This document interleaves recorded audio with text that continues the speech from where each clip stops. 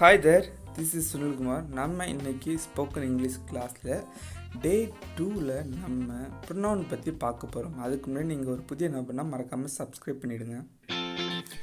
ஐனா நான், பீனா நாம், யூனா நீ நீங்கள், ஹீனா அவன், ஷீனா அவள், இட்னா அது, தேனா அவர்கள். நம்மளை குறிக்கிறது ஃபஸ்ட்டு பர்சன் சிங்குலர். நாம் அப்படின்னு சொல்லும் போது ப்ளூரல் ஆகுது.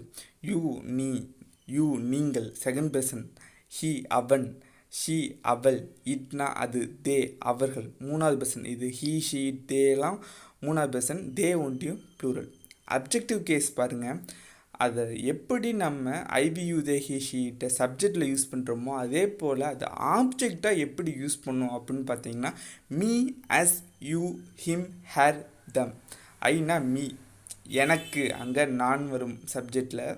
இங்கே வந்து எனக்கு, அஸ்னா நமக்கு எங்களுக்கு, யூனா உனக்கு உங்களுக்கு, ஹிம்னா அவனுக்கு, ஹெர்னா அவளுக்கு, தம்னா அவர்களுக்கு.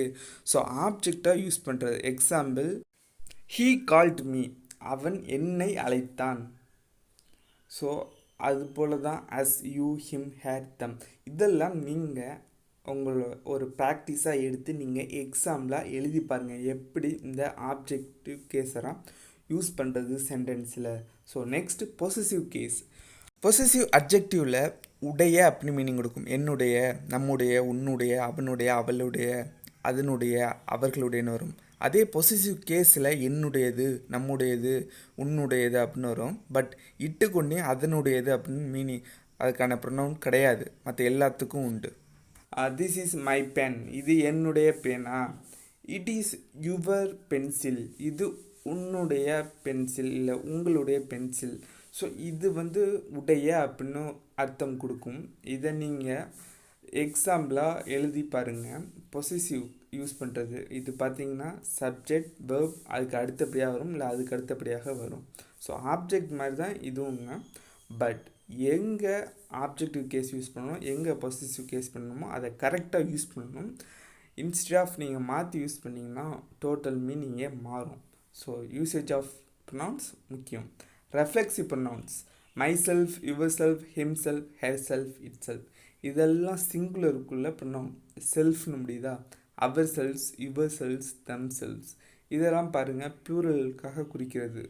ஸோ இது எதுக்கு அப்படி யூஸ் பண்ணுறோன்னா, நாமளாக செஞ்சது, என்னால் செய்யப்பட்டது அப்படின்னு சொல்கிறதுக்காக யூஸ் பண்ணுறது. I made this cake my self, நான் இந்த கேக்கை தயாரித்தேன் நானாகவே அப்படின்னு எம்பத்திக் பண்ணி அழுத்தி சொல்கிறதுக்காக யூஸ் பண்ணுறது தான் இந்த ப்ரொனவுன்ஸ். Next interrogative pronouns. நம்ம கொஸ்டின் வாக்கியத்தில் இன்ட்ராகட்டிவ் சென்டென்ஸில் யூஸ் பண்ணுற pronoun who, whom, which, whose, what. ஹூனா யார், ஹூம்னா யாருக்கு யாரை, விச்னா எதற்கு, ஹூஸ்னா யாருடையது எதற்குடையது, வாட்னா என்ன. ஸோ எக்ஸாம்பிளுக்கு எல்லாத்தையும் கொடுத்துருக்காங்க பாருங்கள். Who is he talking to, அவன் யார்கிட்ட பேசி கொண்டிருக்கான். ஹூம் ஆர் யூ பிளேயிங் வித், யாருடன் நீ விளையாண்டு கொண்டிருக்கிறாய். விச் டு யூ ப்ரிஃபர், எதை நீ ப்ரிஃபர் பண்ணுவ. ஹூஸ் இஸ் திஸ் அம்பர்லா, யாருடைய இந்த umbrella. So what is your dog's name, உன்னுடைய நாய் பேர் என்ன அப்படின்னு கேட்குறோம்.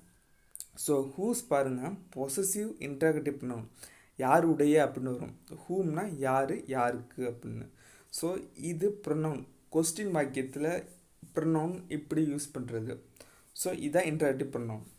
நெக்ஸ்ட்டு பார்த்தீங்கன்னா டெமான்ஸ்ட்ரேட்டிவ் ப்ரொனவுன்ஸ். இது என்னென்னு பார்த்தீங்கன்னா தீஸ், தட், தோஸ், இதெல்லாம் வந்து டெமான்ஸ்ட்ரேட்டிவ் ப்ரொனவுன்னு சொல்லுவாங்க. திஸ்னா இது, தீஸ்னா இவைகள், தட்னா அது, தோஸ்னா அவைகள். ஸோ இதெல்லாம் பார்த்திங்கன்னா ஒரு உயிர் இல்லாமல் ஒரு இதை நம்ம நோட் பண்ணுறது.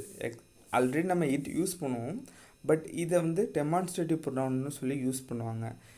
தீஸ் ஆர் ஷீப், எக்ஸாம்பிள் அங்கே கொடுத்தாங்களா. தோஸ் ஆர் கோட்ஸ், இவெல்லாம் செம்மறியாடுகள். தோஸ் ஆர், அவையெல்லாம் வெள்ளாடுகள்.